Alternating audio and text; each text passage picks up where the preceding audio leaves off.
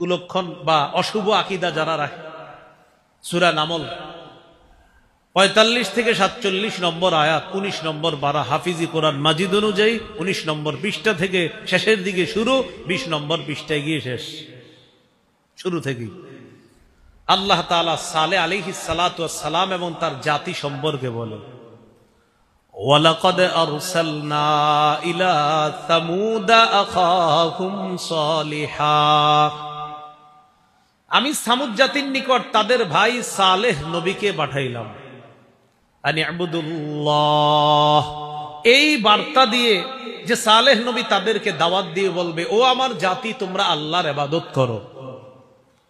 ফাইযা হুম ফারীকানি ইখতাসিমুন। সালেহ নবী জাতিকে দাওয়াত দিলেন, জাতি তোমরা আল্লাহর ইবাদত করো। এই দাওয়াত দেওয়ার পর তাদের মাঝে দুটি দল হয়ে গেছে। ফাইযা হুম ফারীকান, তাদের দুটি দল, ইখতাসিমুন, ঝগড়া করা শুরু করে দিয়েছে। দুই দল ঝগড়া করছে, দ্বারা কি উদ্দেশ্য? এই ঝগড়ার কথাটা আবার সূরা আরফে আছে। সূরা আরফের 75-76 নম্বর আয়াতে ঝগড়ার কথাটা আছে। قال الملأ الذين استكبروا من قومه للذين استضعفوا لمن آمن منهم أتعلمون أن صالحا مرسل من ربه قالوا إنا بما أرسل به مؤمنون। সালেহ আলাইহিস সালাতু ওয়াস সালামের জাতির ব্যাপারে আল্লাহ বলতেছেন, সালেহ নবীর সম্প্রদায়ের যারা অহংকারী কাফের, তারা দুর্বল মানুষ যারা ঈমান এনেছে সালেহ নবীর উপর, তাদেরকে বলল, আতা'লামুনা আন্না সালিহাম মুরসালুম মির রাব্বি। তোমরা কি সালেহকে মনে করো? তোমরা কি সালেহের ব্যাপারে এই আকীদা রাখো? তোমরা কি সালেহ নবীকে এটাই মনে করো যে তিনি রসুল, আল্লাহর পক্ষ থেকে একজন প্রেরিত রসুল? এটা দুর্বল মানুষগুলা যারা ঈমান আনছে, অহংকারীরা, কাফেররা, তাদেরকে বলল। এবার ঈমানদাররা জবাব দিল, ইন্না বিমা উরসিলা বিহি মুমিনুন। সালেহ নবীকে দি আল্লাহ তাআলা যা দিয়ে পাঠিয়েছে, সালেহ নবীকে যা দিয়ে তাকে দুনিয়াতে পাঠানো হয়েছে, আমরা সব বিশ্বাস করে নিলাম, সবগুলোর উপর আমরা ঈমান আনলাম। এটা হলো ঈমানদারদের জবাব।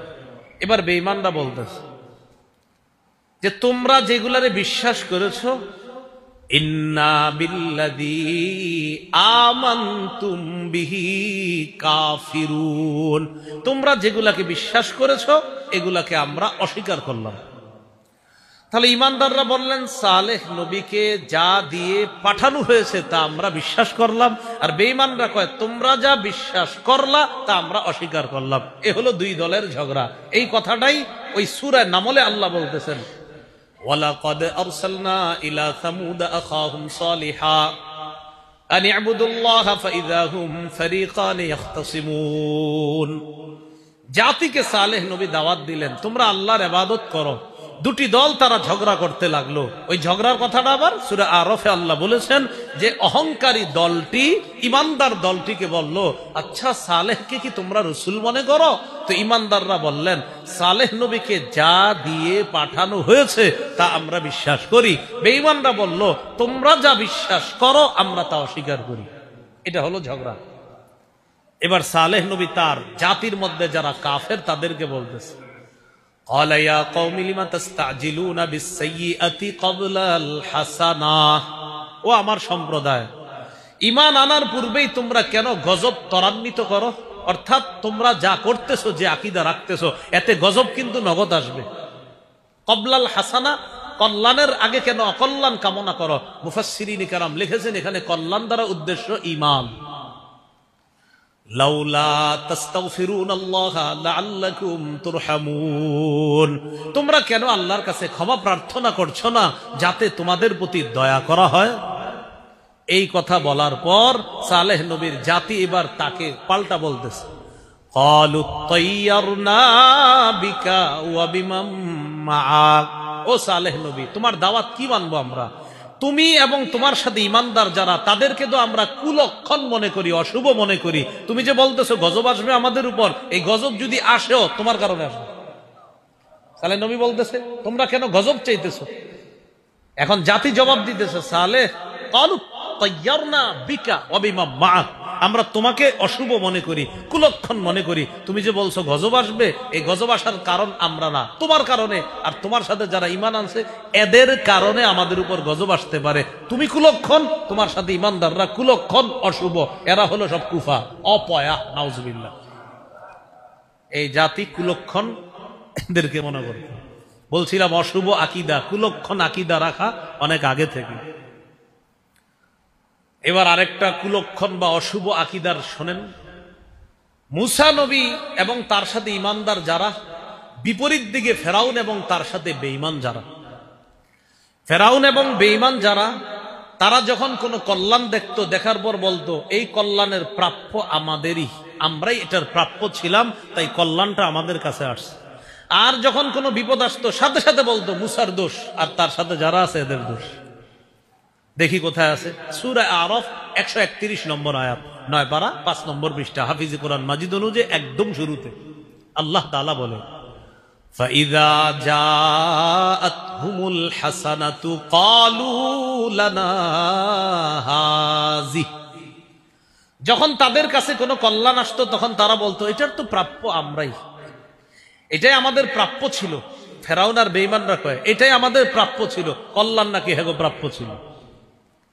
ক্বালু লানা হাযি, কল্যাণ আসলে তারা বলতো এটা আমাদেরই প্রাপ্য ছিল, আমরা এটা পাইতাম, তাই আমাদের কাছে আসছে। ওয়া ইন তুসিবহুম সাইয়্যাতুন ইয়াতায়্যারু বিমূসা ওয়া মান মাআ, আর যদি কোনো অকল্যাণ তাদেরকে স্পর্শ করত, ইয়াতায়্যারু বিমূসা ওয়া মান মাআ, তখন মূসা এবং তার সাথে ঈমানদারদেরকে তারা সাথে সাথে কুলক্ষণ বলে সাব্যস্ত করত, অশুভ বলে সাব্যস্ত করত, বলতো এই অপয়াদের কারণে আমাদের উপর গজব। কুলক্ষণের আকীদা এই ফেরাউনের জাতি তারাও রাখত, মূসা নবীর বিপরীতে বেঈমানরা রাখত। কুলক্ষণ আকীদা, অশুভ আকীদা রাখতে রাখতে নবীজির যুগে যে মুনাফিকরা উপর দিয়া বুঝাইতো আমরা মুসলমান, ভিতরে ভিতরে মুনাফিক, এরাও রাখত। এরা কিভাবে রাখত? মুসলমানদের যখন কোনো বিজয় হইতো তো মুনাফিক যারা সবার সামনে ইমানদার বেশ ধরে থাকতো, তারা বলতো হ্যাঁ ঠিক আছে, আমরা যোগ দিছি তো এই জন্য অবস্থা ভালো। আর যখন আপনার কোনো বিপদ আসতো, কথার কথা, মুসলমানরা তো কোনো কোনো জিহাদের মধ্যে কোনো মুসলমান শহীদ হয়েছে, কোনো মুসলমানরা জিহাদের মধ্যে দেখা গেছে প্রথমে জয় জয় অবস্থা, শেষের দিকে গিয়ে আবার পরাজয়। তো মুনাফিকরা বলতো এটার কারণ মুহাম্মদ সাল্লাল্লাহু আলাইহি ওয়াসাল্লাম। চিন্তা করছে নবীজিরে ডাইরেক্ট। অন্যরা তো আপনার বলতো যে নবী আর নবীর সাথে যারা আছে, মুনাফিকরা ইঙ্গিত করে ডাইরেক্ট বলতো এটার কারণ এই, এভাবে বলতো যে এটা তার কারণে হয়েছে, নাউজুবিল্লাহ, এভাবে বলতো। এই কথাটা আল্লাহ সূরা নিসার 78 নম্বর আয়াতে জানিয়ে দিয়েছে। ওয়া ইন তুসিবহুম হাসানাতুন ইয়াকুলু হাযিহি মিন ইনদিল্লাহ, তাদের কাছে যখন কোনো কল্যাণ আসতো তখন তারা মুনাফিকরাও বলতো এটা আল্লাহর পক্ষ থেকে। কি সুন্দর কথা, কি বলতো? এটা আল্লাহর পক্ষ। ওয়া ইন তুসিবহুম সাইয়্যাতুন, আর যখন তাদের কাছে কোনো বিপদ আসতো, ইয়াকুলু হাযিহি মিন ইনদিক, তারা বলতো এটা আপনার পক্ষ থেকে, মুহাম্মদ সাল্লাল্লাহু আলাইহি ওয়াসাল্লাম, এটা আপনার পক্ষ থেকে। যখন কোনো কল্যাণ আসতো বলতো এটা আল্লাহর পক্ষ থেকে।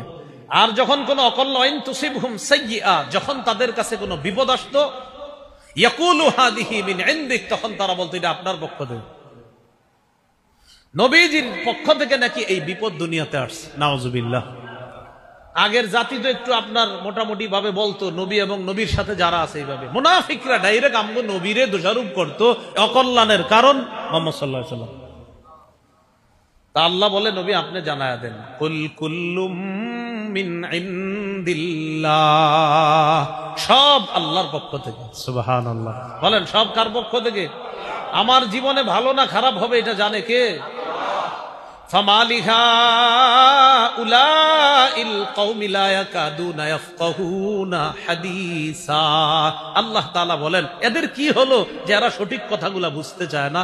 আল্লাহ তাআলা বলেন এই মুনাফিকদের হলোটা কি, এরা সঠিক কথা বুঝতে চায় না। নবী আপনি বলেন শুভ বিষয় হোক অশুভ বিষয় হোক, কল্যাণ হোক অকল্যাণ হোক, টোটাল বিষয়টা আল্লাহ জানে, কোনো মানুষ অকল্যাণের জন্য দায়ী না, এটা আপনি বলে দেন।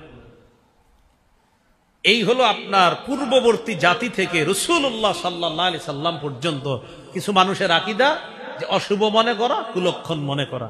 সেই আকীদাগুলো এখনো অনেক মানুষ লালন করে, পালন করে, আর বিভিন্ন রসুম রেওয়াজ পালন করে, ওই কুসংস্কার এখনো ধরে রাখছে। এবার হাদিস থেকে আমরা জেনে নেই কুলক্ষণ বলতে কিছু আছে কিনা। সহিহ বুখারীর বর্ণনা 5754 নম্বর হাদিস। এই হাদিসের মধ্যে আছে, قال رسول الله صلى الله عليه وسلم لا طيرة। রাসূলুল্লাহ সাল্লাল্লাহু আলাইহি সাল্লাম বলেন, অশুভ, অকল্যাণ এই জাতীয় কোনো লক্ষণ বলতে কিছু নাই, কুলক্ষণ বলতে কিছু নাই, অশুভ লক্ষণ বলতে কিছু নাই। এটা নবীজি বললেন। ওয়া খায়রুহা আলফা, তবে ভালো আলামত গ্রহণ করা ভালো। নবীজি বলেন ভালো আলামত গ্রহণ করা ভালো। কয় ভালো আলামত কি জিনিস? সাহাবীরা প্রশ্ন করলেন। মাল ফালু ইয়া রাসূলুল্লাহ, এটা একটু মুখস্থ রাখলেন ভালো হবে আপনার। বলেন ফাল। ফাল, এই ফালুন জিনিসটা কি? সাহাবীরা প্রশ্ন করছে, হুজুর ফালুন কি? তো নবীজি বললেন, আল কালিমাতুস সালিহাতু ইয়াসমাউহা আহাদুকুম। ফালুন হলো উত্তম কথা, ভালো কথা। যেই ভালো কথা তোমাদের কেউ শোনে, শোনার পরে ভালো কথাটা গ্রহণ করে, আচ্ছা অমুকে একটা ভালো কথা বলছে, হ্যাঁ এই কথাটা গ্রহণ করা যায়, এটা ঠিক আছে, ভালো কথা গ্রহণ করা যায়। ভাই কোথায় যাচ্ছেন? অমুক জায়গায়, এইদিকে না যাওয়াটাই ভালো হবে আপনার জন্য। ও আচ্ছা আচ্ছা ঠিক আছে।